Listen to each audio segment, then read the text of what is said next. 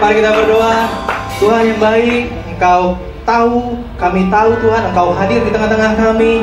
Engkau hadir di setiap hati kami. Engkau menjamah, biar Roh Kudus yang memberikan pencerahan, biar Roh Kudus yang memberikan kekuatan, biar Roh Kudus yang menyembuhkan setiap hati yang terluka. Aku tahu Tuhan akan bekerja di tengah-tengah ibadah yang terjadi pada pagi hari ini. Ada banyak jiwa yang merasakan lawatan kasih Tuhan pada pagi hari ini. Terima kasih Tuhan, Kau mengurapi setiap yang ada di ruangan ini. Karena kami sudah menyiapkan hati kami untuk menerima Engkau. Engkau adalah bagian terbaik yang kami punya Tuhan. Terima kasih Tuhan. Haleluya, haleluya. Dan semua yang siap memuji Tuhan katakan amin. Let's praise God. Come on.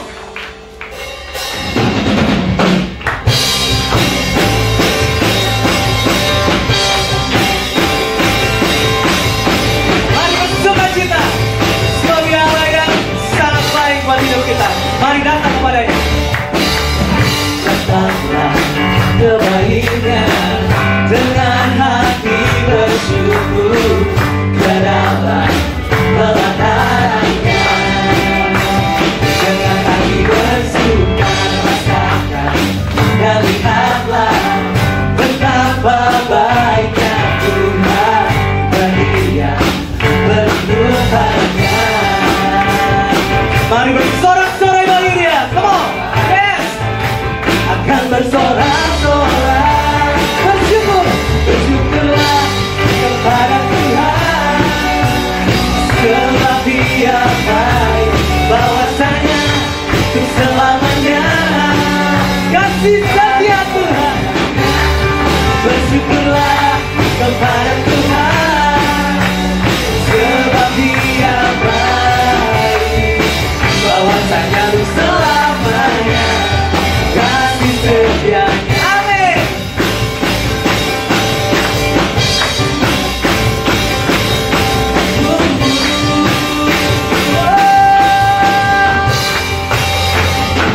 Mari datang. Datanglah kebaikan dengan hati bersyukur ke dalam pelatarannya. Dengan hati bersuka dan lihatlah betapa baiknya Tuhan bagi yang berlindung padanya.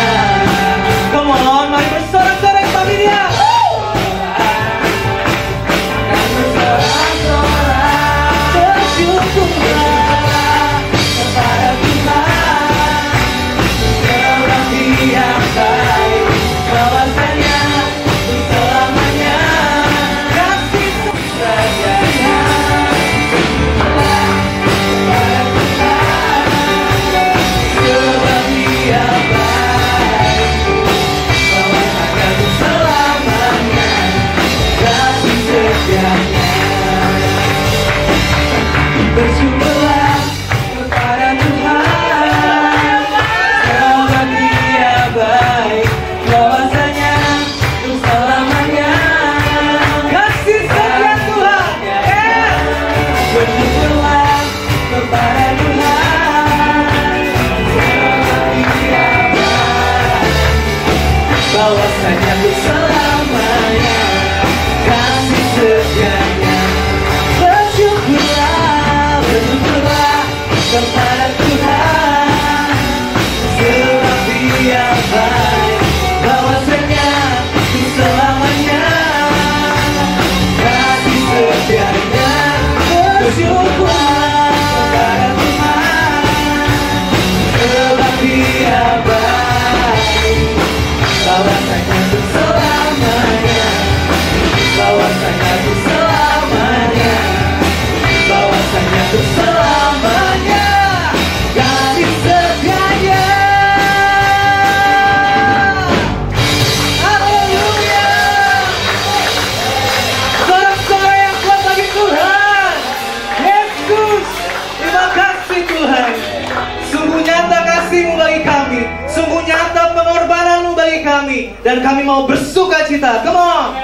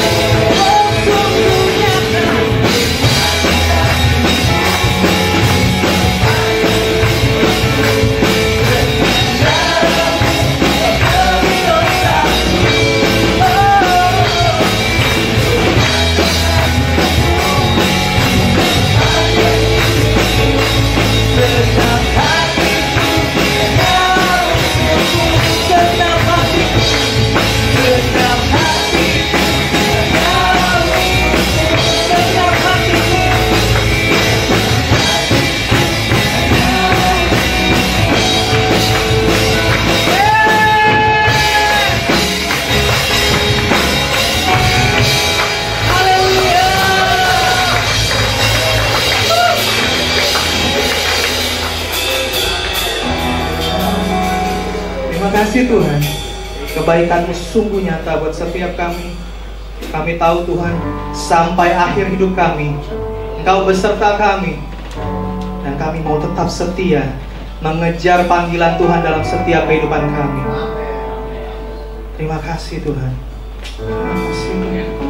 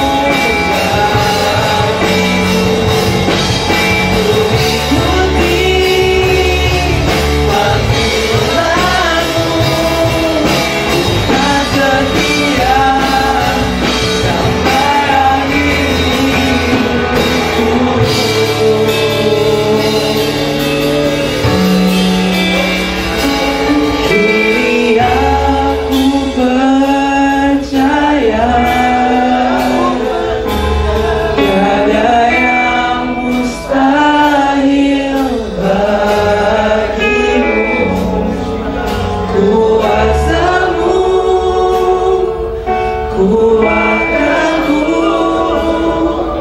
dasarku berharap. Kami ini kami mau terus percaya pada rancangan-Mu bagiku. Ku ikuti panggilan-Mu, ku kan setia sampai akhir. Kini aku percaya tiada yang mustahil bagiku.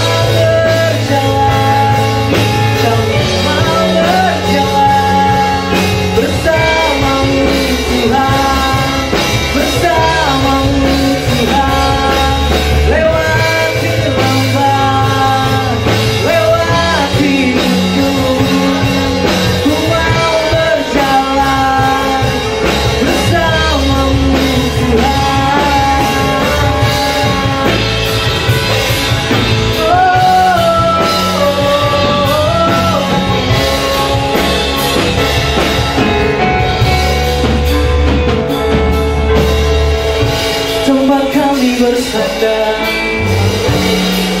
tempat kami percaya hanya Yesus, hanya Yesus. Tempat kami berserah, tempat kami mengadu hanya Yesus, hanya Yesus. Sebab Engkau Allah yang layak Tuhan, sebab Engkau Allah yang layak buat kami sembah, buat kami puji. Segala kebaikan-Mu Tuhan sungguh merema, sungguh membuat kami terpesona Tuhan. Tiada kebaikan lain Tuhan selain kebaikan-Mu yang melekat di setiap kami. Haleluya, haleluya. Kau layak Tuhan. Sing, worthy is your name, Jesus. You deserve the praise. Worthy is your name. Worthy is your name, Jesus. You deserve the praise. Worthy is your name. Worthy is your name.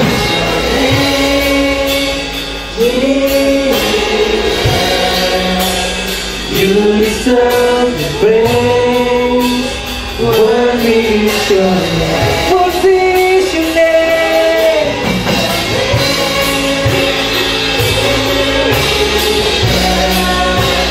You deserve the praise.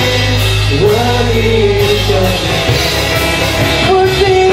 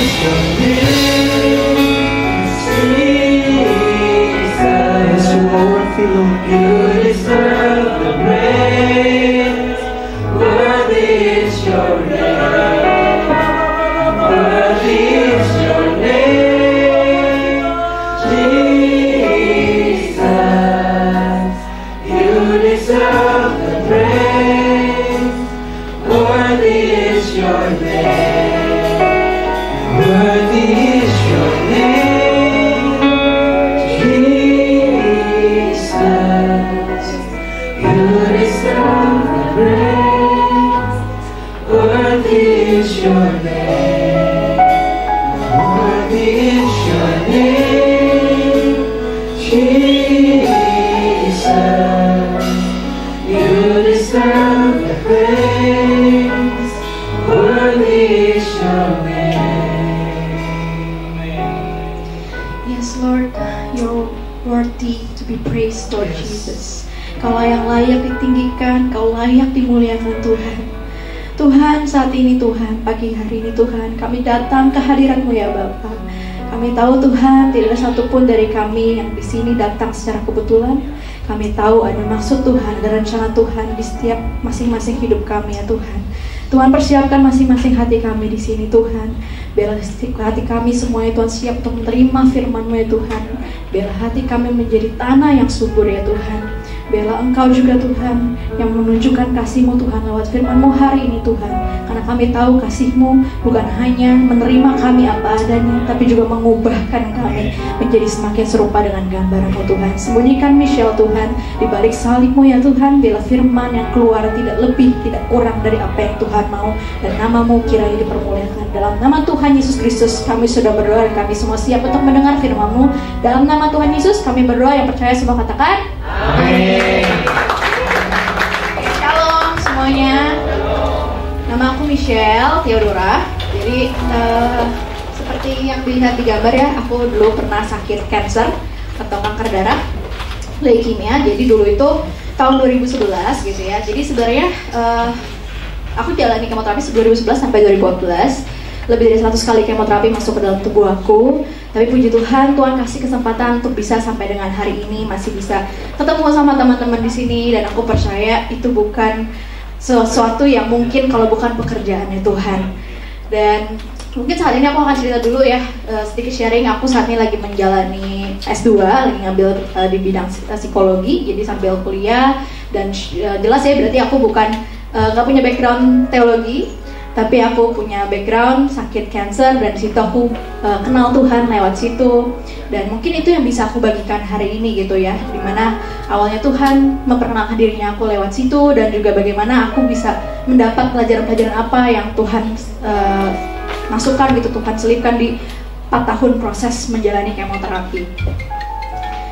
Aku mau berterima kasih sebelumnya pastinya sama orang tua aku, dan juga pasti sama Tuhan, dan juga GSDA, Kak Arifandi dan juga Kak Andy yang udah memberikan kesempatan. Aku percaya itu kesempatan daripada Tuhan.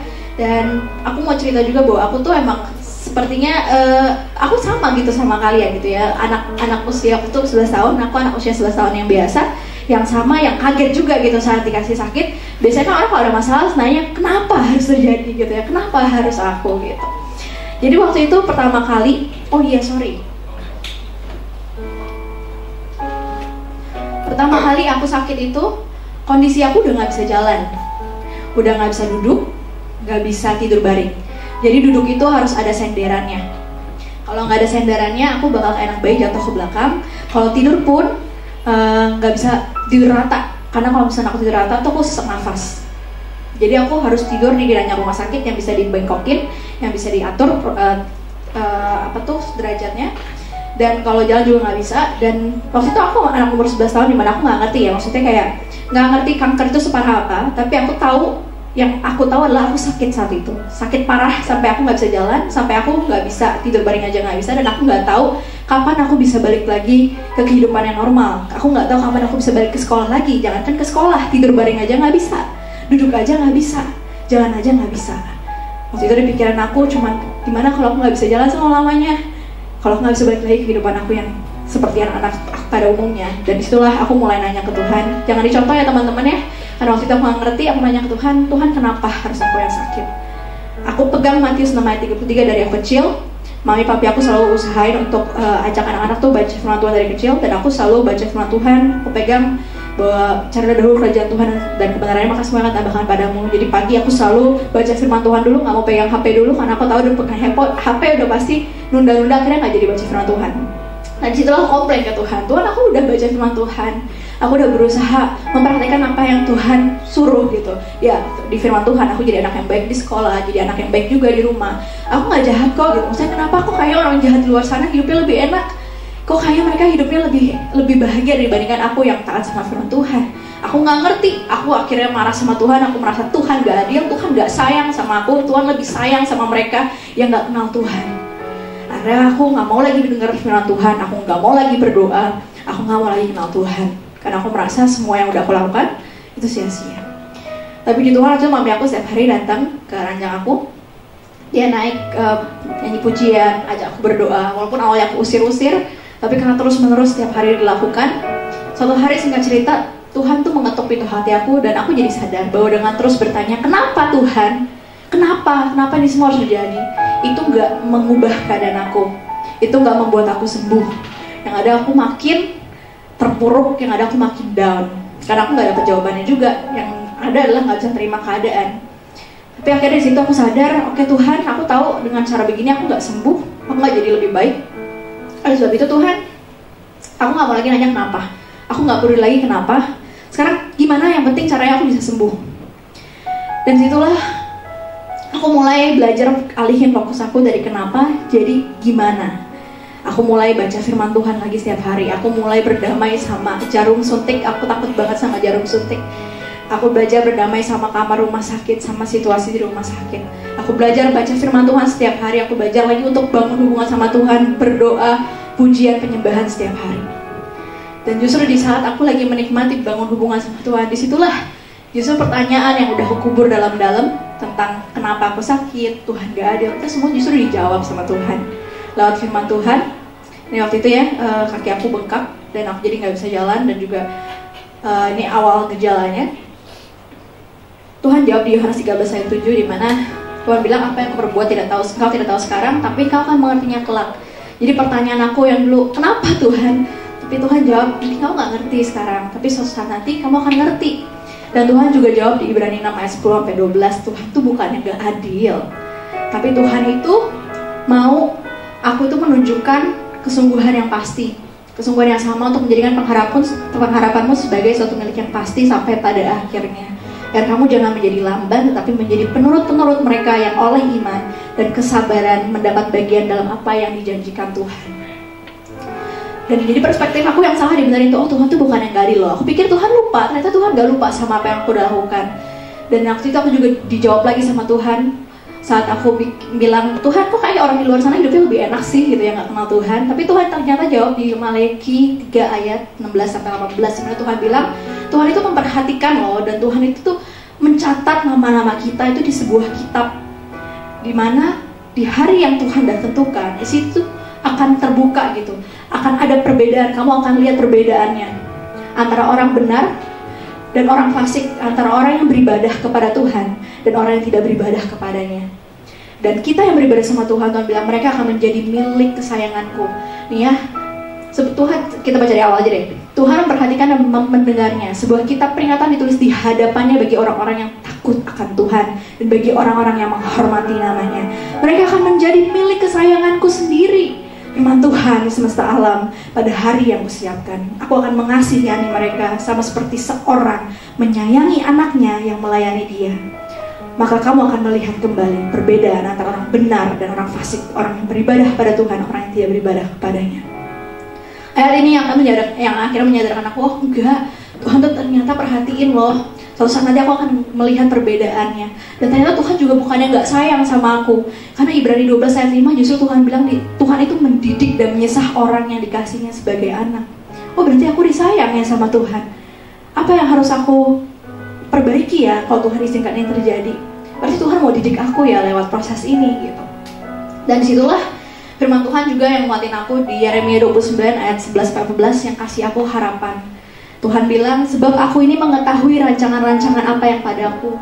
Demikianlah firman Tuhan, yaitu rancangan damai sejahtera, bukan rancangan kecelakaan, untuk memberikan kepadamu hari depan yang penuh harapan. Dan apabila kamu berseru dan datang berdoa kepadaku, maka aku akan mendengarkan kamu. Apabila kamu mencari aku, kamu akan menemukan aku. Apabila kamu menanyakan aku dengan segenap hati, aku akan memberikan kamu menemukan aku. Demikianlah firman Tuhan, dan aku akan memulihkan keadaanmu.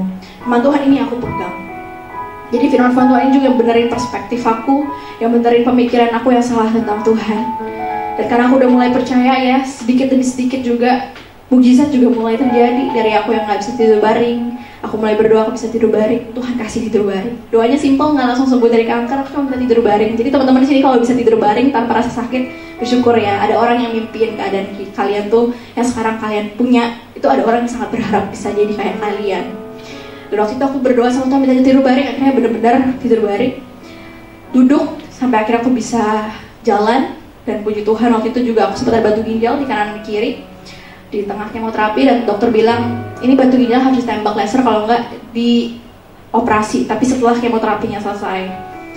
Dan waktu itu aku cuma bisa berdoa sama Tuhan karena nggak ada yang bisa dilakukan hari itu. Dokter cuma bisa bilang dipantau aja, dan aku bilang Tuhan yang tembak batu ginjal Michelle dari surga. Dan waktu itu besokannya tiba-tiba aku sakitan parah sampai akhirnya dokter bilang, Pak, ini anak di rumah dikasih apa? Karena aku dibawa ke rumah sakit dan dikasih obat penahan sakit. Dan kata dokter, ini anaknya dikasih apa di rumah gitu. Tapi papi aku bilang, nggak dikasih apa-apa dok gitu. Kok ini batu ginjalnya satu bisa hilang, satu lagi pecah berkeping-keping. Dan disitulah papi aku ingat bahwa aku berdoa, karena kita berdoanya rame-rame sekeluarga. Dan disitu dokter bilang, wah itu mukjizat. Jadi dari situ aku tahu bahwa apa yang mustahil buat kita, itu nggak mustahil buat Tuhan. Dan dari situ juga banyak banget mujizat Tuhan yang terjadi sedikit-sedikit. Mungkin aku gak bisa ceritain semua, sampai langsung titik di mana mami aku di usia aku 12 tahun, mami aku bilang, Tuhan udah begitu baik sama kamu, bersaksilah buat Tuhan. Dan di situ aku mulai bergumul. Aku umur 12 tahun, ini sekarang aku umur 23 ya teman-teman, tingginya segini ya. 12 tahun bisa bayangin segimana. Dan aku tuh anaknya introvert, jadi gak berani ngomong depan umum. Jadi aku langsung bilang, enggak, aku gak mau bersaksi, mami aja yang bersaksi. Karena ya mami tahu juga cerita aku, mami bersaksi. Terus mami aku nggak bisa, kamu harus bersaksi karena kamu yang mengalami. Dan akhirnya mami aku juga kasih aku ayat firman Tuhan yang menampar aku, karena aku bilang aku nggak pintar ngomong, aku nggak bisa ngomong depan umum, dan aku masih kecil, aku masih umur 12 tahun, aku nggak bisa kebayang ngomong di mimbar tuh gimana gitu, 12 tahun gitu kan. Tapi Tuhan tuh ngomong lewat mami aku, kasih ayat yang persis sama yang alasan aku, dimana Keluaran 4 ayat 10-12 dibilang kalau Musa itu juga pernah bilang sama Tuhan, Tuhan aku ini berat lidah, tapi Tuhan bilang siapa sih yang buat mulut, siapa sih buat lidah manusia. Dan Musa waktu itu Tuhan bilang bahwa pergilah, aku akan menyertai lidahmu dan mengajar kau apa yang harus kau katakan. Yeremia juga alasannya sama, saat aku bilang aku masih kecil, dia bilang aku masih muda Tuhan. Tapi Tuhan bilang janganlah katakan kau masih muda, pergilah kemanapun kau kusuruh gitu. Jangan bilang kamu gak pandai bicara. Dan Timotius juga bilang bahwa jangan seorang pun menganggap kau rendah karena kau muda. Jadilah teladan bagi orang percaya dalam perkataanmu, dalam tingkah lakumu, dalam kasihmu, dan dalam kesetiaanmu, dan dalam kesucianmu. Ayat ini yang akhirnya menampar aku keras. Oke lah Tuhan, kalau Tuhan mau, Tuhan yang mampukan. Dan aku percaya kalau dari bisa ngomong, aku juga percaya Tuhan dari Tuhan. Dan di situ aku tahu bahwa Tuhan tuh persyaratan untuk melayani Tuhan, untuk mengikut Tuhan, bukan yang mampu. Yang pertama itulah mau dulu. Saat kita udah mau, Tuhan yang mampukan. Karena itu kualifikasi dunia beda sama Tuhan. Mungkin dunia mencari yang mampu, tapi Tuhan cari yang mau dulu. Aku yang mampukan. Dan akhirnya sejak saat itu aku bersaksi dan rasanya kemo tuh tinggal sedikit lagi. Tapi tetap aja ya, kemoterapi itu kan 4 tahun itu nggak sebentar. Covid 2 minggu di rumah rasanya apa tuh? Karantina juga udah bosan gitu kan. Aku 4 tahun berhari-hari. Jadi aku pun juga bukan berarti setelah bersaksi aku hidupnya langsung percaya, enggak juga gitu. Ada ketakutan juga, ada pemikiran, Tuhan aku capek di tahun ketiga 2013. Waktu itu aku ingat banget aku ngalamin banyak sekali efek samping kemo. Ada infeksi mata, ini mata aku sampai bernanah. Infeksi paru-paru sampai masuk rumah sakit tuh demam. Itu udah kayak Covid. Yang sekarang itu yang awal-awal yang kalau demam itu bener-bener ranjangnya itu bergetar. Jadi waktu itu aku benar-benar ngerasain di tahun ketiga aku bilang, Tuhan aku capek. Aku percaya sama firman Tuhan.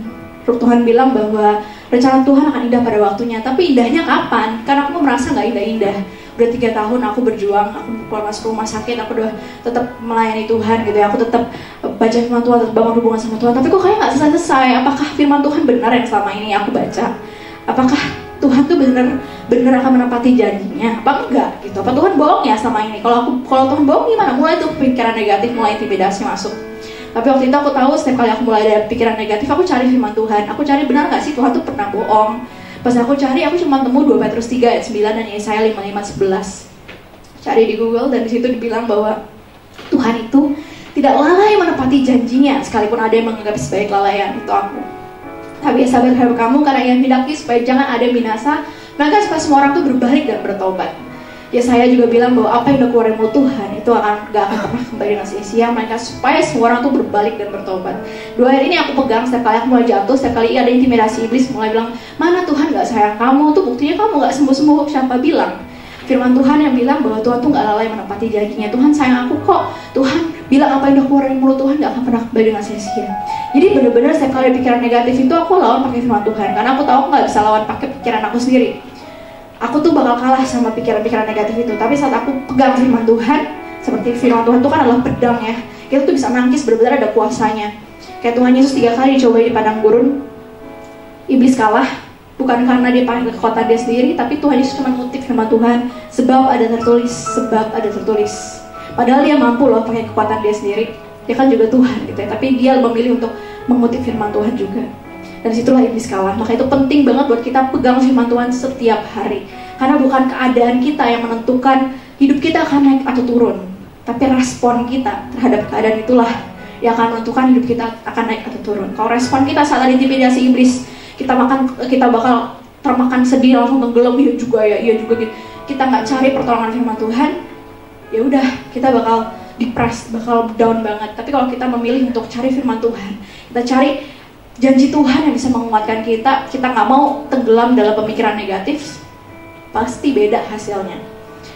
Dan puji Tuhan, firman Tuhan inilah yang nguatin aku sampai akhirnya tahun 2015.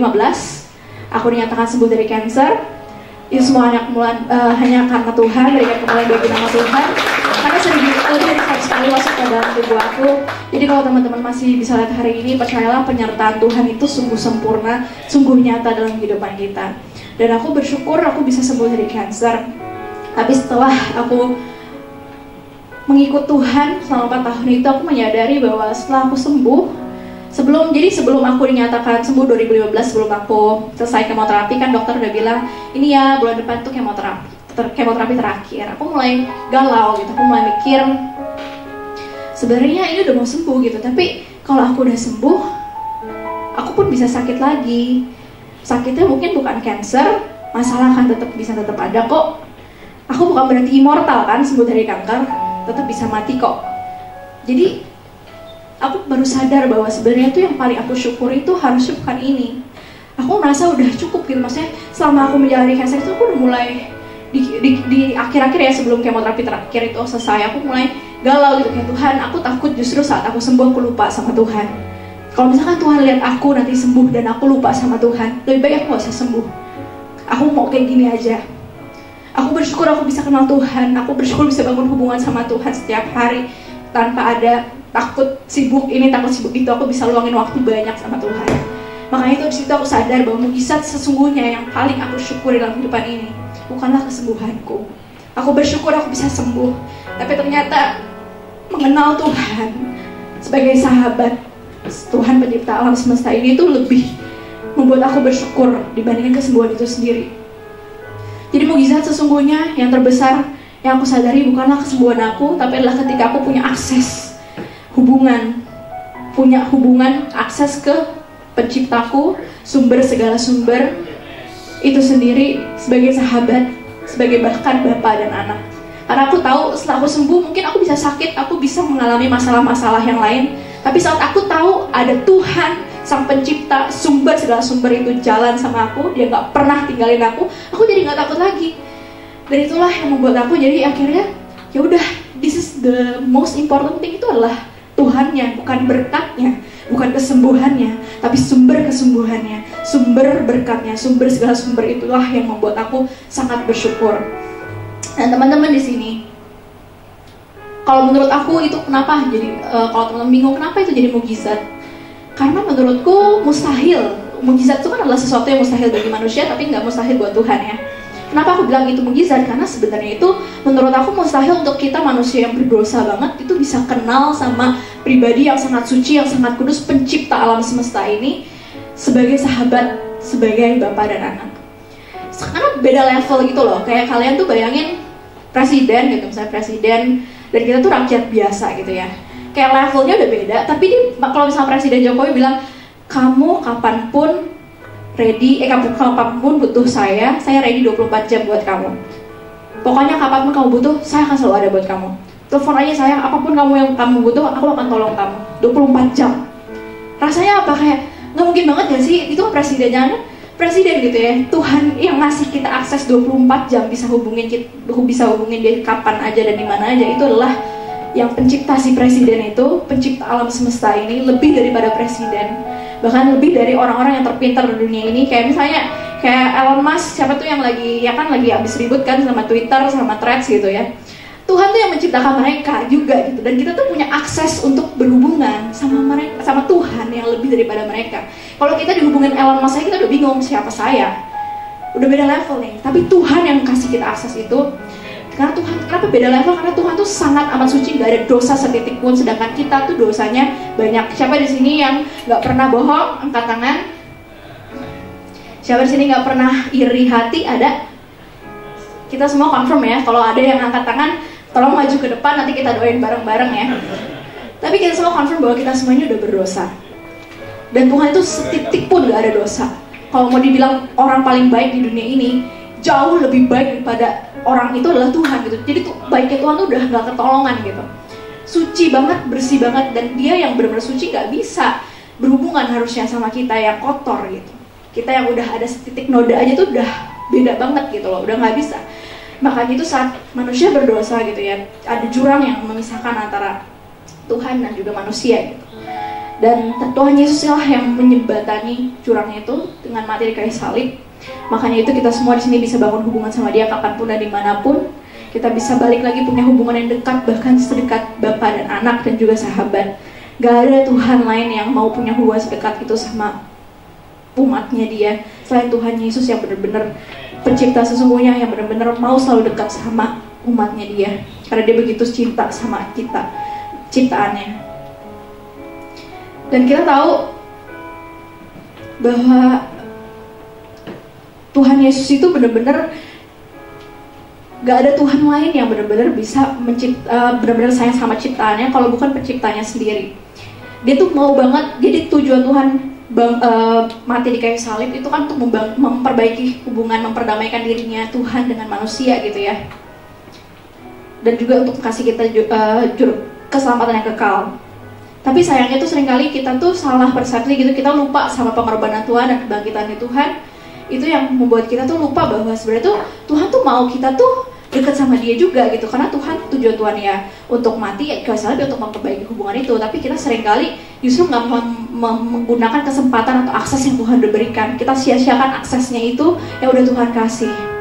Makanya itu pesan aku di sini, jangan sia-siakan akses dari Tuhan.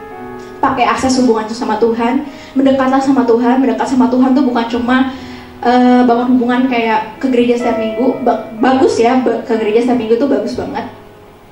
Tapi jangan lupa bangun hubungan sama Tuhan itu, mau dekat sama Tuhan itu seperti kalau kita mau dekat sama manusia. Kalau kita mau dekat sama manusia, sama kayak kita mau bangun hubungan sama orang kan kita harus kenal dulu ya. Saat kita makin kenal, kita baru makin percaya. Saat kita bisa percaya, baru kita bisa sayang, mulai timbul rasa sayang. Saat kita sayang, kita biasanya pengen membuat kayak kalau orang itu senang, kita bakal senang gitu. Tindakan kita akan mencerminkan kalau kita itu sayang. Makanya jangan percaya di sini kalau misalkan ada cowok atau cewek bilang aku sayang tapi gak ada tindakannya, itu bohong. Sama seperti kalau kita ngomong sama Tuhan kita sayang, tapi kalau tindakan kita nggak mencerminkan, bukan berarti kita sayang sama Tuhan gitu. Nah, kenal itu gimana?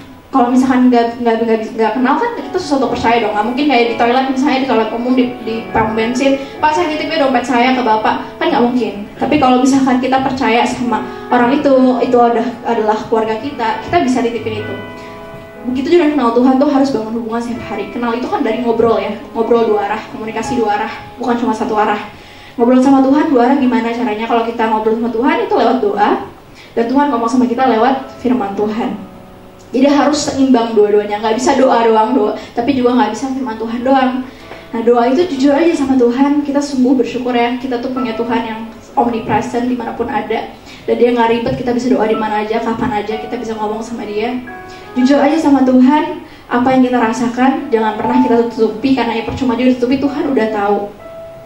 Dan aku punya tips untuk yang berdoa gitu ya, karena seringkali aku lihat mungkin kalau ada juga yang berdoa tuh penuh dengan keluhan dari awal sampai akhir. Aku udah berdoa tapi aku gak merasakan apa-apa, gak merasakan dapat kekuatan, karena isinya keluhan semua. Tuhan, kenapa ini harus terjadi Tuhan, kenapa ini begini Tuhan, aku merasa gini. Sebenarnya gak apa-apa untuk jujur sama Tuhan akan perasaan kita. Tuhan gak marah kok kalau misalnya kita bilang, Tuhan aku saat ini lagi sedih, aku lagi marah sama orang ini, aku gak bisa ampuni dia. Gak apa-apa, jujur aja. Tuhan gak menghakimimu. Tuhan mau kejujuran kita. It's okay kalau kita belum bisa maafin, bilang ke Tuhan, Tuhan aku gak bisa maafin Tuhan saat ini, aku butuh Tuhan. Makanya aku butuh Tuhan untuk ubah hatiku, mampukan aku untuk bisa mengampuni orang ini, atau mampukan aku untuk meredakan amarahku. Karena banyak juga orang yang kayak merasa gak layak tuh datang ke Tuhan gitu. Kalau misalkan lagi marah sama orang atau lagi merasa lagi berbuat dosa, udah aku gak mau datang ke Tuhan lah, aku gak layak datang ke Tuhan.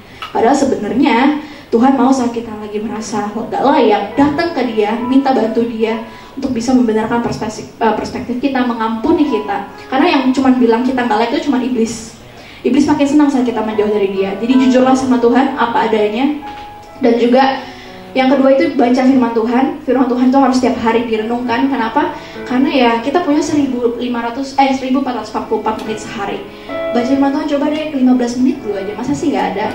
Kalau kalian kalian mau minjemin orang utang gitu ya, 1 juta kasih orang, nggak usah 10 juta kasih orang. Terus kalian bilang, sorry gue nggak jadi deh pinjemin 10 juta, gue ambil lagi deh 1 juta aja, boleh nggak? Terus orangnya bilang nggak bisa lah, kesel nggak? Kan duit kita juga 1 juta, masa kita mau balik 1 juta doang, kita jadi kasih dia cuma 9 juta, masa nggak boleh? Gitu kan. Sama seperti sebenarnya kayak Tuhan tuh udah kasih kita, Tuhan tuh kasih kita waktu 1440 menit sehari. Itu bukan ngasih, itu justru punyanya Tuhan. Tuhan pinjemin. Kalau Tuhan ambil balik, kita udah gak ada di dunia ini. Tapi masa sih kita gak mau balikin 15 menitnya aja buat Tuhan? Masa kita bilang gak sempat, tapi sempat scroll sosmed.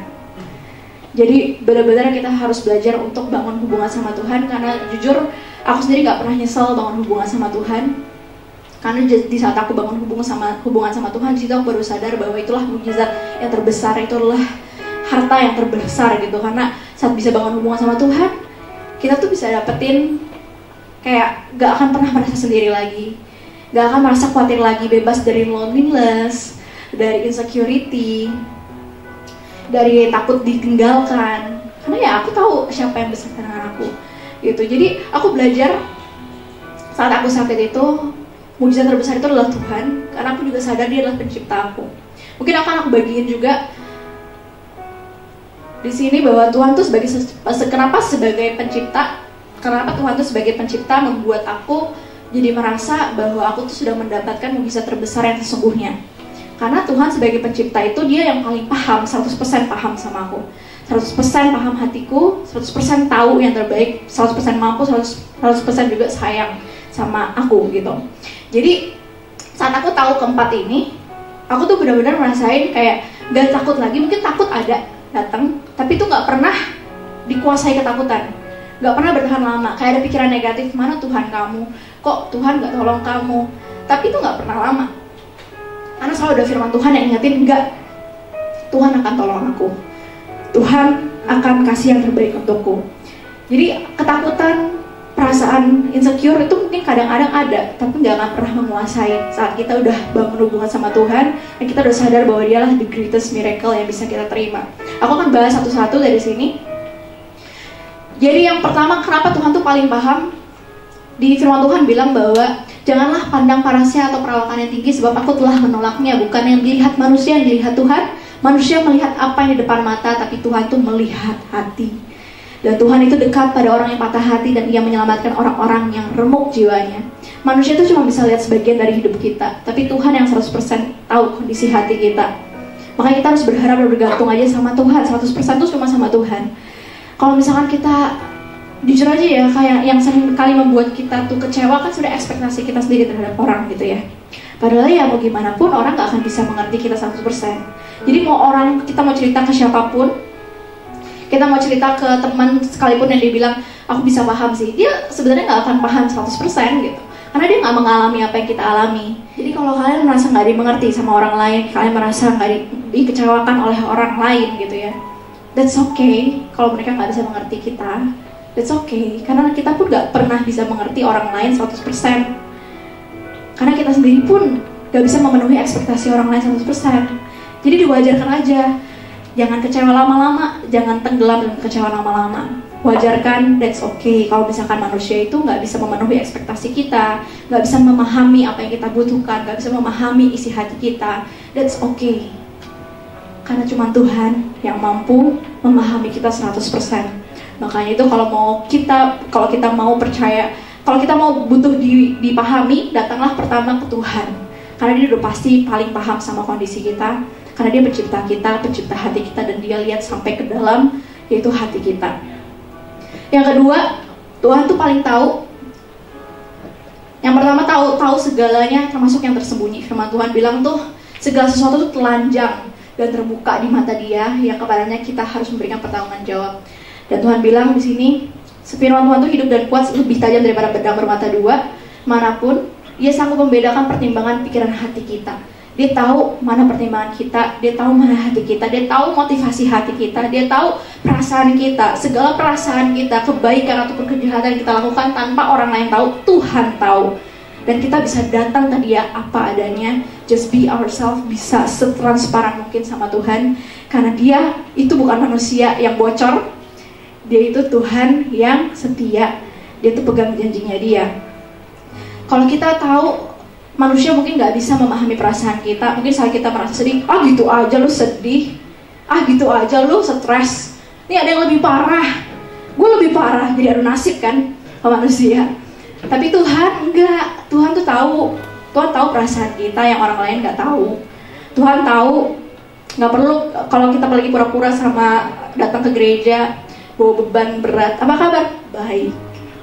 Padahal baru aja nangis di dalam kamar, baru aja hampir mau bunuh diri, nggak ada yang tahu. Tapi Tuhan tahu motivasi hati kita, hati perasaan kita. Tuhan tahu perasaan kebaikan kita, motivasi kayak kita. Contoh gini ya, motivasi kita punya niat baik sama orang aja tuh Tuhan tahu.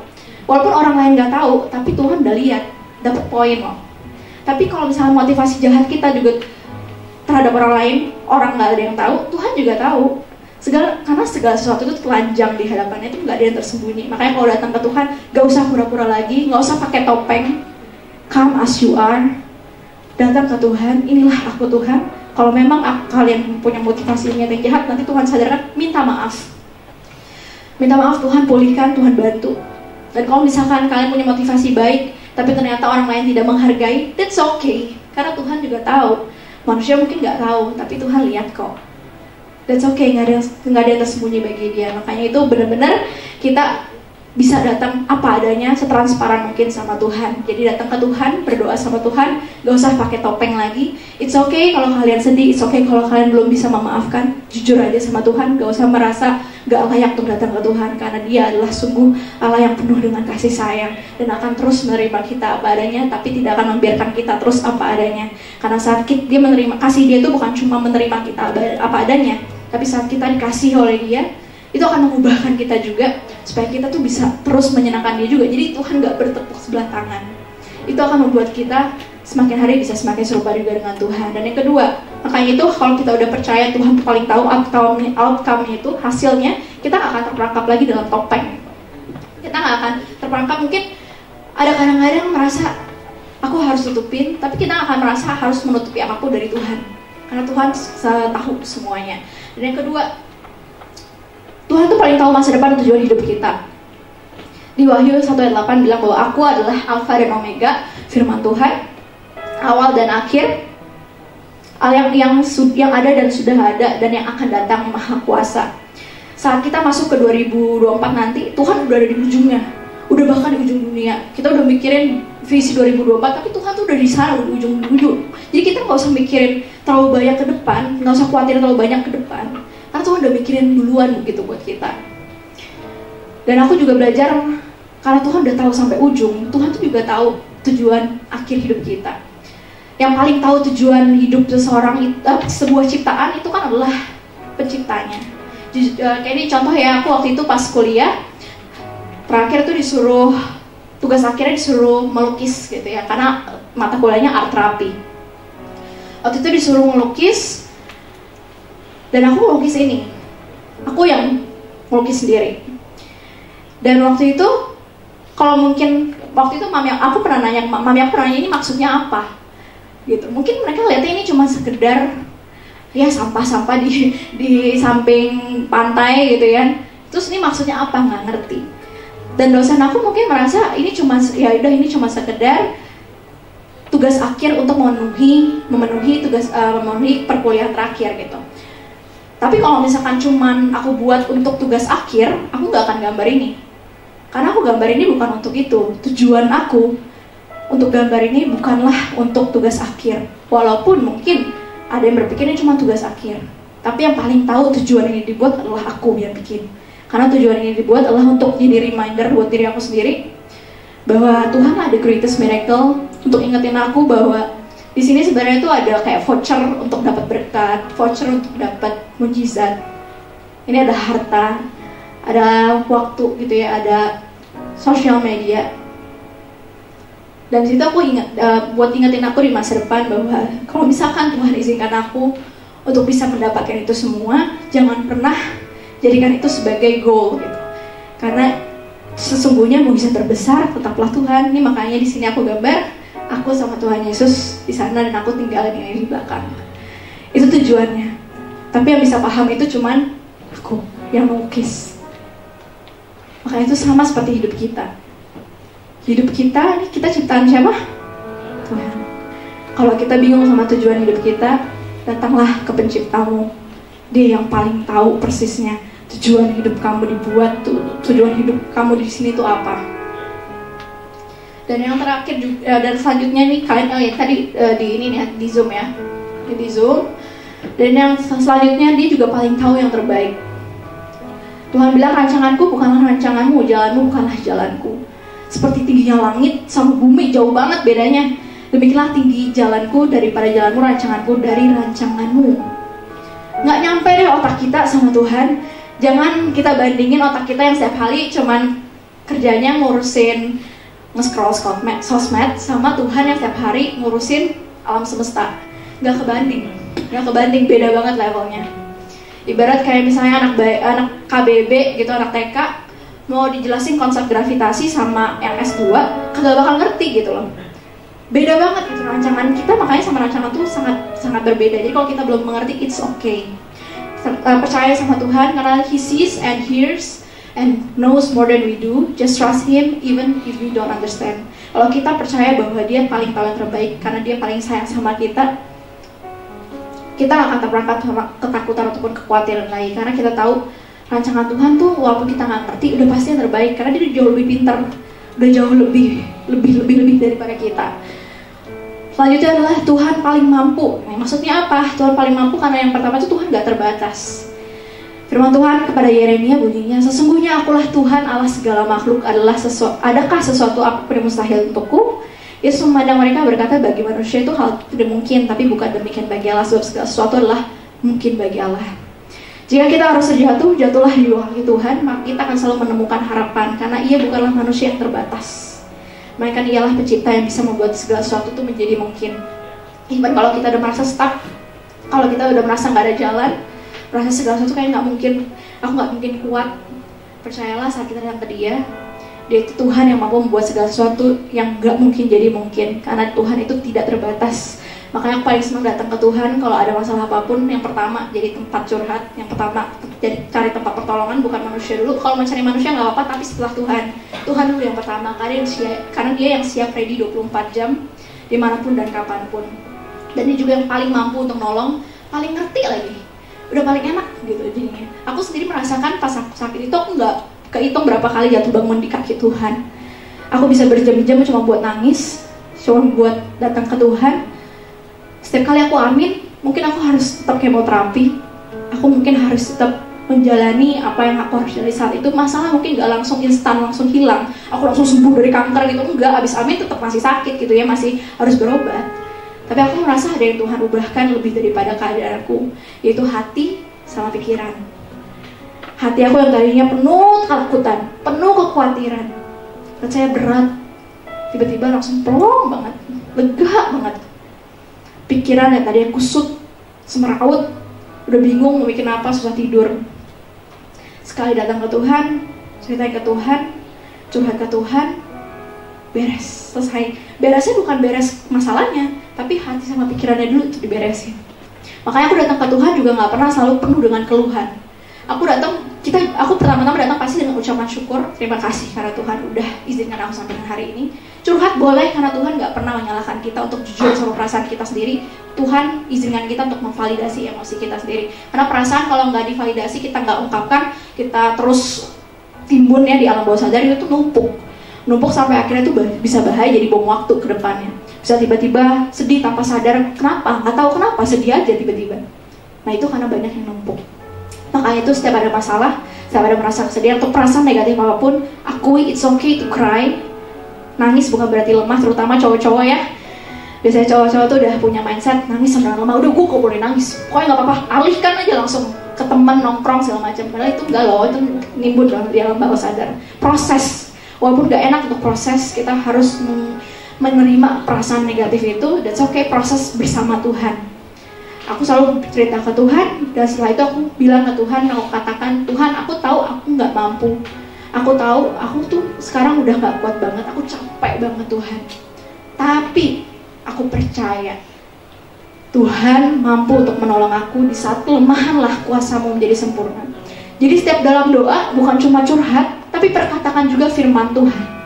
Dan itulah yang akan menguatkan kita saat kita amin, kita dapat kekuatan baru karena ada firman Tuhan yang kita imani, dan kuasanya dari iman itulah yang akhirnya membuat kita jadi bisa bangkit lagi berdiri. Selanjutnya, kalau Tuhan belum jawab doa kita, bukan berarti Tuhan gak mampu. Tuhan tuh mampu, karena kan gak ada yang bisa menghalangi dia ya. Tapi kalau Tuhan belum bisa jawab doa kita, percayalah, karena Tuhan menjawab dengan 3 jawaban. Dia berikan kita apa yang kita inginkan, tidak berikan kita yang lebih baik, dan dia bilang tunggu dan memberikan yang terbaik. Makanya aku sekarang kalau misalkan gak dijawab doanya sama Tuhan, belum dijawab. Dulu mungkin aku marah-marah sama Tuhan, Tuhan kan aku udah begini, kok Tuhan gak jawab sih? Aku udah doa udah lama banget loh, aku bukannya orang yang nakal bagaimana, aku udah taatin firman Tuhan, tapi kok Tuhan gak jawab-jawab gitu. Tapi saat aku tahu bahwa tujuan Tuhan dalam kehidupan aku tuh bukan cuma sekedar kenyamanan, tapi sebuah perkembangan karakter. Makanya aku selalu nanya ke Tuhan, Tuhan kalau ini belum dijawab, karakter apa lagi sih Tuhan mau bentuk lewat kejadian ini? Karena Tuhan tuh saat izinkan sesuatu terjadi, itu tuh udah Tuhan lebih mikirin daripada kita gitu. Saat itu udah terjadi, itu artinya Tuhan udah mikirin, Tuhan udah izinkan, Tuhan tuh udah saring, karena dia udah paling sayang sama kita, lebih daripada diri kita sendiri. Makanya kalau udah sesuatu terjadi dan kita nggak ngerti kenapa terjadi, tanya aja Tuhan, maksud Tuhan apa yang Tuhan mau ubah dari kejadian ini. Dan yang terakhir, Tuhan tuh paling sayang karena dia pencipta kita. Kalau kita bikin makanan gitu ya, kita udah masak nih, lihat resep, enak banget nih, ini paling enak gitu, udah masterpiece. Yang paling sayang sama masakan itu siapa? Yang bikin, yang masak. Even kalau misalkan agak setengah gak berhasil, mau dibuang juga paling sayang. Jangan dibuang, jadi kasih ke mbak dulu kah, atau kasih ke kucing atau kemana, pokoknya dibuang deh, besokan aja dibuang. Pokoknya paling sayang tuh yang paling sayang sama masakan dia ya penciptanya. Kayak lukisan aku, yang paling sayang sama lukisan aku, walaupun gak bagus-bagus amat, tapi aku tetap paling bangga dan paling sayang gitu. Tuhan juga gitu, Tuhan tuh menciptakan kita masing-masing tuh satu persatu tuh lah masterpiece-nya Tuhan. Setiap dari kita gak ada satupun yang sama, sidik jari kita gak ada yang sama, kembar pun beda. Buat Tuhan, kita tuh sangat amat berharga, dia paling bangga sama kita. Firman Tuhan yang udah membuktikan kita tuh diciptakan serupa dan segambar dengan dia. Bahkan Tuhan bilang, Tuhan tuh lebih sayang bahkan daripada orang tua kita sendiri. Karena Tuhan di sini bilang di firman Tuhan, sekalipun ayahku dan ibuku meninggalkanku, Daud bilang bahwa Tuhan menyambutku. Jadi sekalipun orang tua kita nggak mendapatkan kasih sayang yang cukup dari orang tua, percayalah, bukan berarti kamu nggak layak dikasihi. Karena Tuhan yang sungguh paling mencintaimu. Di mata Tuhan kalian sangat berharga dan sangat dicintai. Jangan biarkan nilai identitas kita ditentukan oleh apapun selain dari apa kata Tuhan. Karena bagi dia, kita sangat berharga dan Tuhan sendiri janji gak akan pernah meninggalkan kita sendirian. Aku kasih ilustrasi singkat sebagai penutup ya. Kalau teman-teman lihat di sini ada uang 50.000, 50.000, sorry, 50.000. Aku lecekin. Oke, aku injak gitu ya. Ada yang masih mau nggak? Mau dong. Nilainya berapa ini? Nggak berkurang? Enggak. Kan udah rusak, udah diinjak-injak. Enggak. Kenapa tetap sama 50.000? Langsung segera lihat duit. Kenapa pada lihat bahwa ini tuh tetap 50.000? Ya karena memang dari awal diciptakan oleh pemerintah nilainya segini. Mau dia diinjak, mau dia dicekin, nilainya tetap sama. Seperti kita manusia, dari awal diciptakan, Tuhan udah kasih kita label serupa dan segambar dengan Dia. Kita dikasih label sebagai makhluk ciptaan Tuhan yang paling istimewa menurut gambar dan rupa Dia loh kita dibuat. Jadi label kita tuh udah berharga, layak dicintai. Mau orang ngatain kita, mau orang bully kita, mau orang injek-injek kita, mau orang fitnah kita, nilai kita nggak berubah sebenarnya, tetap sama di mata Tuhan. Karena di mata Pencipta, nilai kita seperti kayak 50.000 ini. Kamu tetap sama, kamu tetap berharga di matamu, terlepas dari apapun yang kamu lalui, terlepas dari apa perlakuan orang terhadap kamu. Jadi ingat selalu nilai diri kita, identitas kita di dalam Tuhan. Saat kita tahu bahwa Tuhan paling sayang sama kita, Pencipta kita lah yang paling sayang sama kita lebih daripada siapapun, kita akan terlepas dari juga yang namanya insecurity dan loneliness. Kita akan kayak insecure lagi, aduh kok dia kok lebih hebat, kok dia lebih baik, karena kita tahu maupun dia lebih baik, maupun ada yang lebih baik dari kita, dan sana kan selalu ada langit, tapi gak akan ada yang pernah bisa menggantikan kamu. Kamu adalah kamu gak bisa jadi dia gak bisa jadi kamu. Setiap dari kita adalah lebih dari sekedar limited edition. Kalau limited edition mungkin ada 10 di dunia, kita cuma ada satu-satunya di dunia. Kembar aja gak ada yang sama. Jadi tahulah nilai diri kalian, sadarilah dan percayalah bahwa kalian itu berharga di matanya Tuhan. Dan jangan biarkan perkataan orang lain, ataupun jabatan, ataupun skill, ataupun keuanganmu mendefinisikan nilai diri kamu. Oke? Dan yang terakhir kita wrap up sedikit ya. Jadi yang pertama, teman-teman di sini coba ini paham, tahu, mampu, dan sayang. Aku ganti.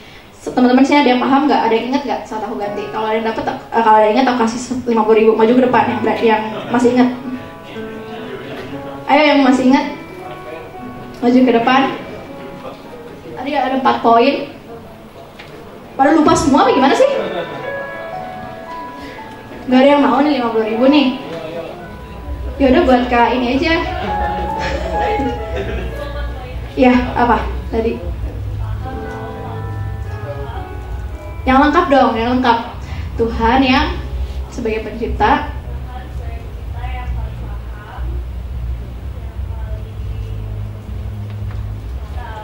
ya call a friend ya. Paling paham, paling tahu, paling mampu, paling kaya. Betul, nih silakan. Kasih tahu ya ini ya, nggak perlu tekan. Oke. Aku bersyukur sama Tuhan karena kita semua di sini tuh dicintai sama Tuhan. Dan kita perlu ingat kalau Tuhan udah sayang sama kita, jangan lupa ya kita cintai balik, balas cintanya Tuhan gitu. Gimana cara balikin cintanya Tuhan? Dia nggak minta harta kita kok. Dia cuma minta hati kita. Bersyukurlah sama Tuhan. Bersyukur even terlihat nggak ada satupun yang bisa kalian syukuri. Karena selalu ada sebenarnya satu yang paling harus kalian ingat untuk syukuri adalah bisa punya akses ke segala sumber itu. Kalau kalian udah punya akses ke situ, gampang semuanya. Segala sumber kok, mau belajar apapun ada di Dia, mau minta apapun ada aja, Tuhan akan bisa kasih jalan. Bersyukur, bangun hubungan sama Dia, waktu kita kasih waktu buat Tuhan, karena waktu pun dari Tuhan, kita cuma dipinjemin kok.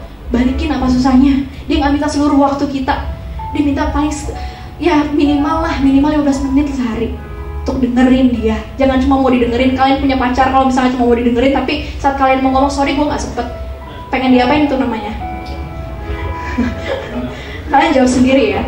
Begitu juga Tuhan. Jadi luangkan waktu untuk Tuhan, dengerin firman Dia, bukan cuma untuk mau Tuhan dengerin kita doang lewat doa kita, tapi belajarlah untuk punya kerendahan hati untuk mau mendengar firman Tuhan juga. Dan yang ketiga, taatin. Bukan cuma denger, bukan cuma baca, praktekin. Walaupun susah, tapi percayalah walaupun susah kita bisa bilang ke Tuhan, jujur aja, Tuhan aku susah banget Tuhan buat ampuni, Tuhan susah banget Tuhan aku ngendalin emosiku. Jujur aja sama Tuhan, tapi Tuhan karena aku gak bisa lakuin ini sendiri, aku butuh Tuhan, karena aku tahu cuma Tuhan yang bisa mampuin aku untuk mengampuni, cuma Tuhan yang bisa mampukan aku untuk melewati masalah ini. Dan aku tahu yang paling kalian enak tuh biasanya yang bersyukur gitu, karena sama orang tua kita dari dulu udah dibilang kayak udah bersyukur aja lah gitu, udah bersyukur aja lah gitu. Tapi sebenarnya dalam research juga benar gitu, di penelitian tuh udah menunjukkan bahwa dengan bersyukur itu akan mempengaruhi psychological well-beingnya kita. Jadi bersyukurlah dan jangan lupa untuk bersyukur yang terutama. Karena apa? Karena Tuhan Yesus, kita punya akses ke Dia yang selalu ada 24 jam ready kapanpun untuk kita.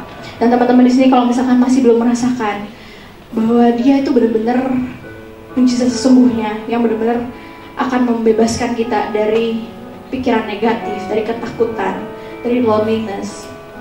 Saran aku coba peluangin lebih banyak waktu buat Tuhan. Karena tadi ya stepnya kan udah tahu ya, kenal, percaya, sayang, baru akan muncul tindakan. Kita nggak akan beban lagi untuk lakuin firman Tuhan. Kita akan lihat firman Tuhan bukan sebagai jeruji besi yang mengekang kita, tapi kita akan lihat firman Tuhan sebagai pagar yang melindungi kita. Kayak seorang mama atau seorang tua yang kasih tahu anaknya, jangan pegang api, nanti kamu melepuh gitu. Tapi anaknya nggak ngerti, masih kecil. Kenapa sih kok nggak boleh gitu? Tapi kan mamanya itu melarang untuk melindungi. Karena mamanya udah melihat apa yang nggak dia lihat. Dia lihat bahwa kalau misalkan dipegang, tangannya bakal luka. Makanya itu taat sama firman Tuhan, jangan lihat firman Tuhan sebagai beban. Dan kalau misalkan kalian di sini belum bisa merasakan kasih Tuhan lebih lagi, aku mengundang teman-teman sini untuk berdiri. Coba jangan pegang mata dulu. Tunggu, pegang tangannya dulu di dada. Dua tangan, kayak lagi. Ini. Dan juga coba kita pejamkan mata. Semuanya pejamkan mata. Karena aku merasa hari ini Tuhan titipkan aku sebuah pesan bahwa ada di sini teman-teman yang mungkin merasa pegang beban semuanya sendirian, merasa sendiri. Mungkin orang-orang nggak tahu apa yang sedang dialami. Tapi Tuhan mau bilang hari ini, datanglah hai kamu yang letih lesu dan berbeban berat. Datanglah kepadaku, aku akan memberikanmu kelegaan. Orang mungkin nggak tahu apa yang kamu alami, apa yang kamu rasakan. Tapi ingatlah nak, aku penciptamu, aku yang mencintaimu, aku paling mengasihimu. Lebih daripada dirimu sendiri, lebih daripada siapapun. Aku sudah memikirkan masa depanmu, lebih daripada yang kamu pikirkan. Karena aku mencintaimu, anakku. Percayalah bahwa aku tidak akan pernah meninggalkanmu, karena di mataku engkau sangat berharga. Lepas topengmu, jujurlah di hadapanku. Come as you are. Aku tidak menghakimimu. Manusia bisa melihat apa yang terlihat. Manusia bisa menilaimu berdasarkan fisikmu, berdasarkan saldo rekeningmu, berdasarkan skill kamu, berdasarkan sosial ekonomimu. Tapi aku tidak melihat apa yang manusia lihat, karena aku melihat hati. Anakku, percayalah, kau sangat berharga dan kau sangat kukasihi. Jangan takut lagi. Kamu gak akan bawa beban itu sendirian. Kali ini, mulai hari ini, berjalanlah bersama denganku. Kita tanggung, aku akan membantu tanggung beban itu bersama-sama hingga kamu bisa mencapai kemenangan. Aku minta waktu teman-teman di sini untuk berdoa sama Tuhan selagi worship leader dan juga pemain musik menyanyikan lagu masa kecil yaitu Jesus Loves Me. Teman-teman di sini boleh ambil waktu untuk jujur sama Tuhan. Yang selama ini mungkin teman-teman merasa aku nggak enak ngomong sama Tuhan karena aku berdosa atau karena aku nggak layak. Tapi kalian boleh kok jujur sama Tuhan hari ini. Ambil waktu untuk jujur sama Tuhan seperti sahabat kamu mau cerita ke sahabat kamu. Jujurlah sama Tuhan. Tuhan nerimamu apa adanya. Tuhan mengizinkan kamu untuk bisa setransparan mungkin sama Dia. Bilang kalau kalian memang belum mampu mengampuni atau belum mampu melakukan sesuatu, jujurlah sama Dia. Karena Tuhan tahu isi hatimu, Tuhan mengerti lebih daripada siapapun.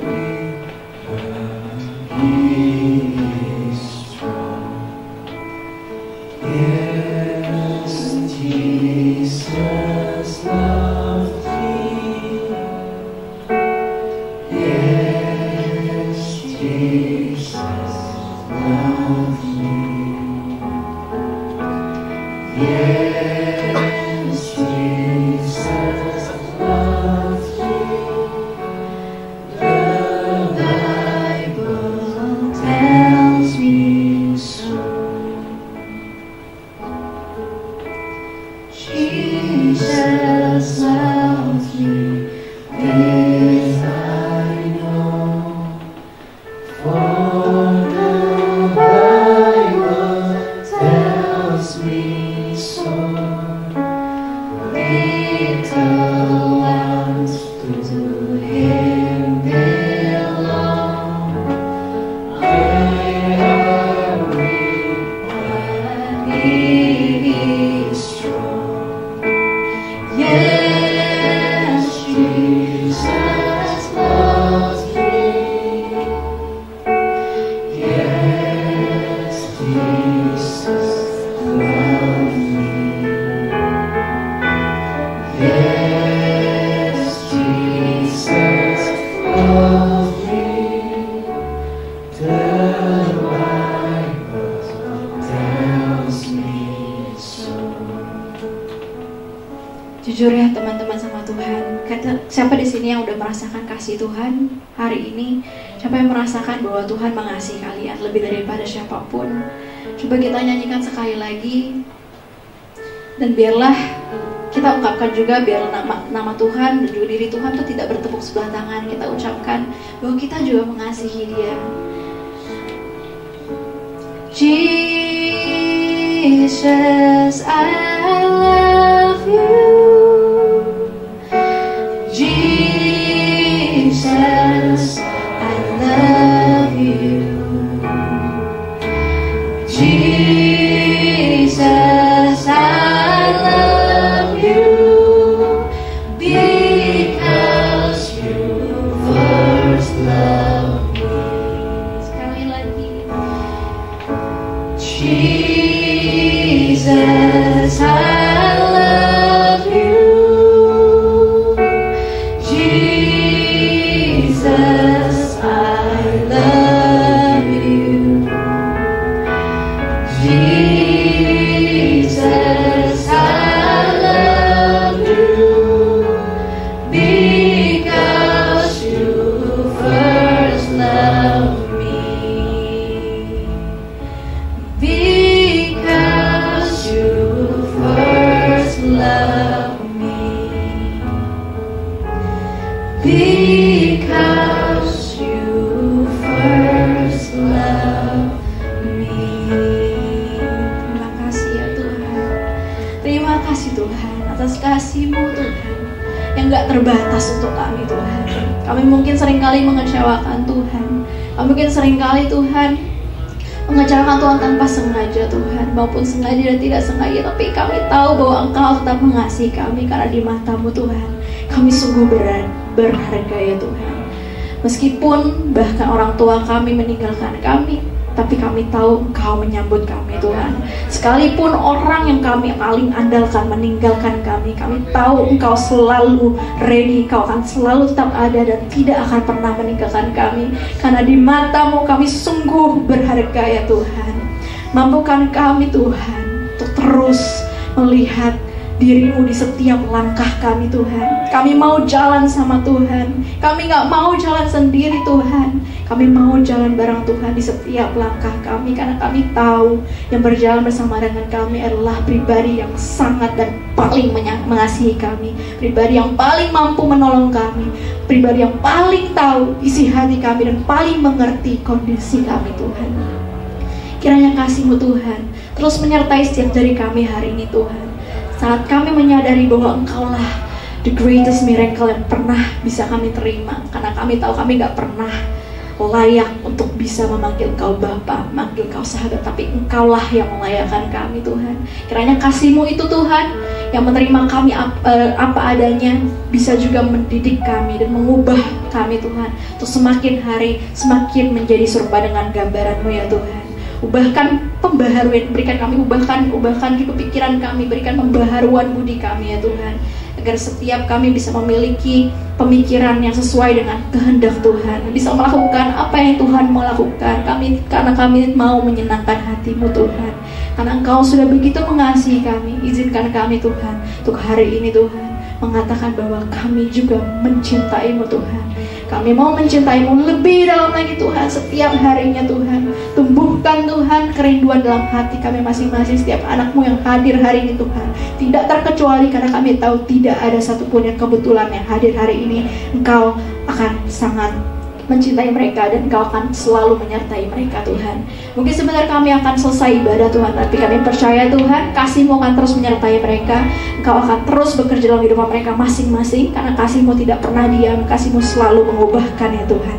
Berkati gereja ini Tuhan, agar bisa semakin membawa banyak jiwa untuk semakin mengenal Tuhan dan memuliakan nama-Mu Tuhan. Kami shall selesai bicara Tuhan, tapi kami mau serahkan Tuhan firman-Mu ini Tuhan, materaikan di hati mereka masing-masing ya Tuhan, agar bisa berbuah banyak bagi orang-orang sekitar kami semua yang ada di sini. Biarlah kasih-Mu terpancar lewat hidup kami masing-masing di sini. Dalam nama Tuhan Yesus Kristus kami sudah berdoa, sudah mengucap syukur. Yang percaya semua kita katakan amin.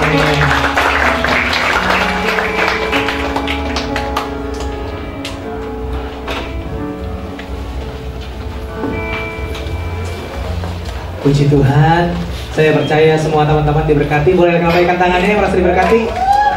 Sorak-sorai bagi Tuhan dong. Thank you so much buat Michelle, buat Cici Michelle, kakak Michelle, buat Michelle yang sudah menyampaikan. Aku percaya kalau teman-teman dengernya dari kisah Ayub, teman-teman ngerasa kejauhan kan? Michelle sepantaran sama kita, sepantaran sama teman-teman.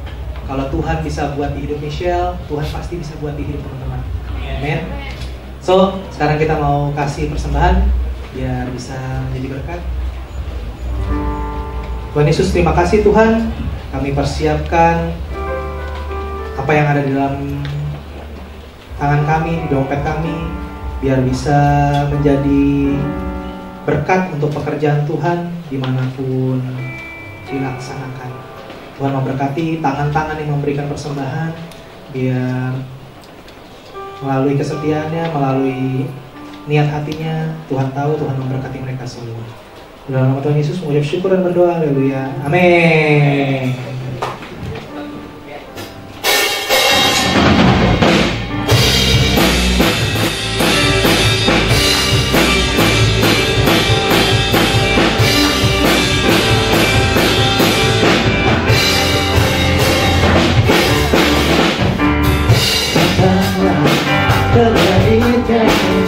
Dengan hati bersyukur berharap kebenarannya, dengan hati bersuka dan mengenal betapa baiknya Tuhan berikan bersyukurnya, akan bersorak-sorai dan bersorak-sorai. Bersyukurlah kepada Tuhan, sebab Dia baik, bahwasanya selamanya kasih setianya. Bersyukurlah,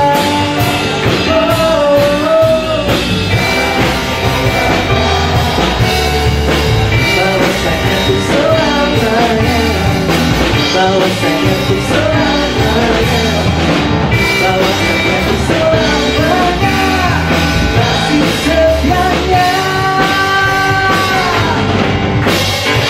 Bersyukurlah, haleluya.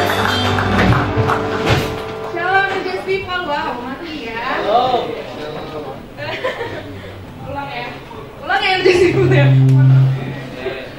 Shalom Just People. Aku sedang contekan dulu ya. Aku mau membacakan pengumuman untuk seminggu kita ke depan. Yang pertama, aku mau saya thank you pastinya untuk Kak Michelle sekali lagi untuk firmannya yang di-sharingkan ya teman-teman. Diingat 4 poin yang tadi, apa aja Lis? Kita harus percaya bahwa Tuhan yang menciptakan kita itu Dia yang paling paham, Dia yang paling tahu, Dia yang paling mampu, dan Dia yang paling ayang sama kita. Gitu ya teman-teman, bahasa anak muda zaman sekarang kayak gitu. Oke, next yang kedua, thank you juga buat teman-teman Energize yang udah melayani baik di depan, baik di belakang. Terima kasih untuk kerelaan hati kalian untuk melayani Tuhan ya, Tuhan dekat kita lebih lagi. Dan minggu depan tanggal 20 Agustus kita kembali akan beribadah di jam dan tempat yang sama teman-teman pastinya. Dan juga kita sekaligus akan merayakan kemerdekaan Indonesia, ulang tahun Indonesia. Jadi ada dress code-nya nih teman-teman biar gemas. Nanti kita bisa foto-foto ya. Nuansanya merah putih, kemerdekaan. Kalau kalian mau pakai atribut-atribut yang lucu, nggak apa-apa. Tapi kayaknya kalau bawa sepeda hias kayak kurang ya. Kayaknya jangan. Mungkin yang lain kali atributnya ya. Terus nanti akan ada apa? Layangan. Kayaknya jangan juga ya. Udah nggak usah ditambah-tambahin deh. Ya, terus juga nanti akan ada base kostum ya. Lucu kan? Lucu dong. Oke, lanjut. Untuk yang belum follow Energize, Instagram Energize_STY, Energize garis bawah TY, ini teman-teman ada di depan. Boleh silahkan di follow karena nanti teman-teman akan mendapatkan pengumuman update di sana. Sekaligus juga kalau ada teman-teman yang belum masuk ke grup Energize, masyarakat Energize, boleh nanti kasih tahu ke Ucup, kasih tahu aku juga nggak apa-apa, atau Cici Stella. Mana Cici Stella? Oh, di belakang.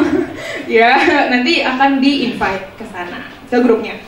Terus juga teman-teman nanti tanggal 17 Agustus kita juga mengadakan acara spesial. Ini kan ada video ya? Ada dong. Ada dong. Shout out. Oke, kita saksikan videonya.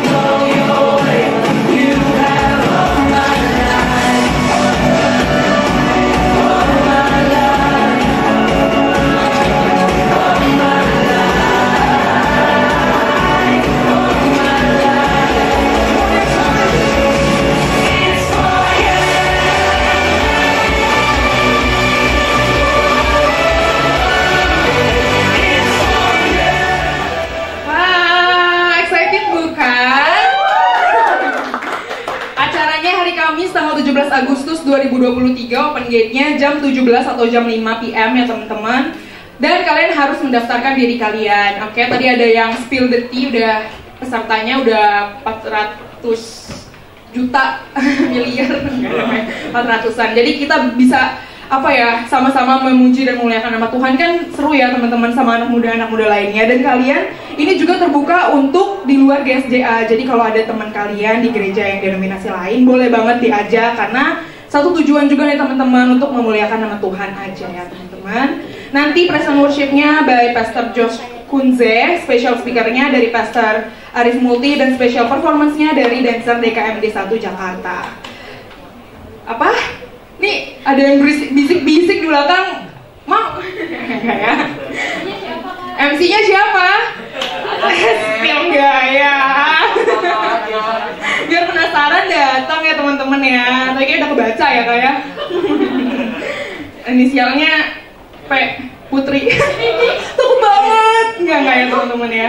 Oke, untuk teman-teman yang mau terlibat dalam pelayanan, boleh teman-teman nanti kalau udah ikut Christianity First 1 dan 2, tinggal bilang ke Kak Ucup, Cici Stella, dan teman-teman pengurus lainnya. Atau teman-teman yang mau melayani tapi belum ikut juga Christianity First 2, boleh ngomong juga sama Kak Ucup dan Cici Stella juga, dan atau pengurus-pengurus yang lainnya.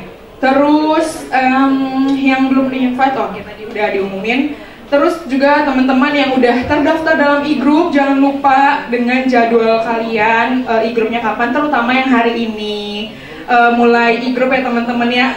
Aku excited sekali. Oke. Terus untuk teman-teman juga yang berminat mengikuti e-group tapi belum mendaftar, boleh banget nanti mau langsung juga mau choose ya. Cici Stella kayaknya aku mau hari ini udah langsung e-group, nanti bingung ya kita ya. Boleh bilang dulu aja sama Cici Stella dari hati ke hati kali ya. Oke, kita omongin dengan baik-baik ya teman-teman ya. Terus, apakah ada jiwa baru hari ini? Oke, belum ada. Terima kasih teman-teman yang udah tetap setia datang ke Energize ya teman-teman. Jangan lupa minggu depan datang lagi, bawa teman-teman kalian, sanak saudara, sepupu, banyak ya. Oke.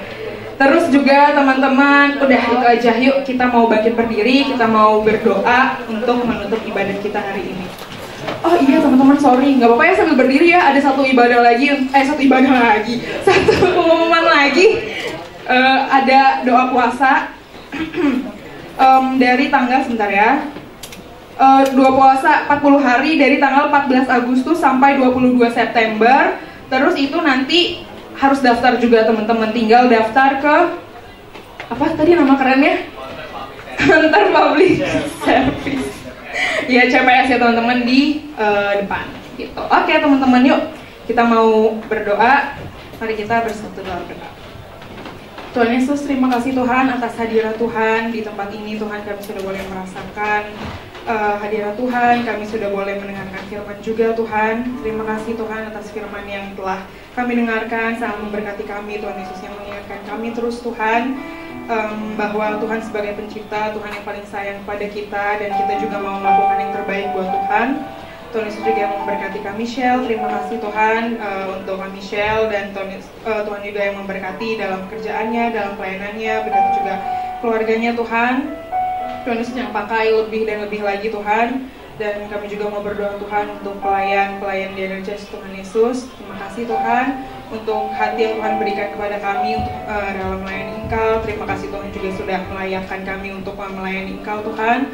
Tuhan Yesus yang lebih-lebih lagi Tuhan memberikan kami kemauan Tuhan untuk melayani Engkau Tuhan, gak cuma di gereja Tuhan, tapi juga dimanapun kami ada, baik di sekolah kami, baik di perkuliahan kami, di tempat kerja kami. Tuhan Yesus yang terus menyadarkan kami Tuhan bahwa kami harus tetap menjadi saksi Tuhan dimanapun kami ada. Kami juga mau berdoa Tuhan untuk Energize People Tuhan yang lainnya. Terima kasih Tuhan untuk komunitas yang Kau berikan kepada kami. Tuhan Yesus yang memberkati Tuhan, kalaupun kami sekarang juga akan memulai kembali e-group, Tuhan Yesus yang melancarkan semuanya. Tuhan Yesus yang memberkati Tuhan kelompok-kelompok kecil ini supaya menjadikan kami pribadi yang lebih bertumbuh Tuhan, iman kekristenannya Tuhan. Tuhan Yesus yang memberkati juga supaya kami juga bisa semakin bertumbuh dan kami semakin mau Tuhan, ada kemauan dan kesadaran dari diri kami Tuhan untuk kami mau Tuhan Yesus memiliki komunitas untuk meninggikan nama-Mu Tuhan. Kami juga berdoa Tuhan untuk gereja kami, GSJ Abatu Tulis. Tuhan Yesus terima kasih untuk pemimpin kami Om Peter Tuhan. Tuhan Yesus yang terus memberikan hikmah Tuhan, kalaupun sebentar lagi juga gereja kami juga akan mengadakan pemilihan gembala. Tuhan Yesus yang kami percaya Tuhan Yesus, siapapun pemimpin kami itu yang Tuhan pilih, itu yang terbaik Tuhan. Tuhan Yesus yang memberkati juga Peter yang saat ini menjadi gembala kami. Tuhan Yesus yang memberkati keluarganya juga Tuhan Yesus.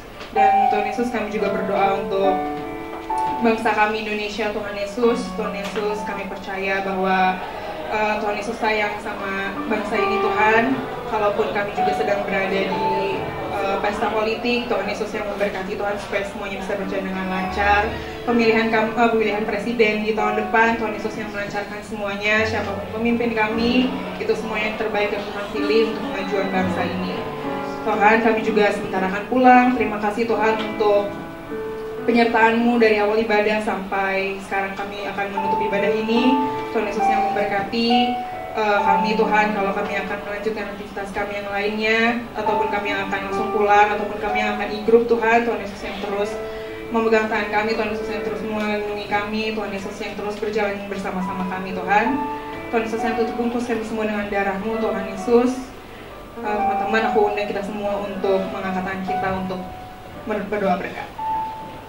Energize People ini diberkati oleh Tuhan. Perhatikanlah firman Tuhan.